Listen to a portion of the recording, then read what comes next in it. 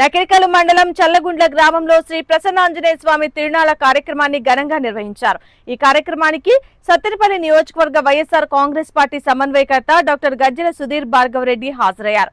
ముందుగా స్వామివారిని దర్శించుకున్న అనంతరం గ్రామ ప్రజలు ఏర్పాటు చేసిన కార్యక్రమంలో పాల్గొన్నారు. శ్రీ ప్రసన్నాంజనేయ స్వామి తిరునాళ్లకు చేసిన భక్తులకు వైఎస్ఆర్ కుటుంబ సభ్యులకు నాయకులకు కార్యకర్తలకు అందరికీ నా ధన్యవాదాలు. నేను దాదాపు అందరికి పరిచయం ఉంటాను.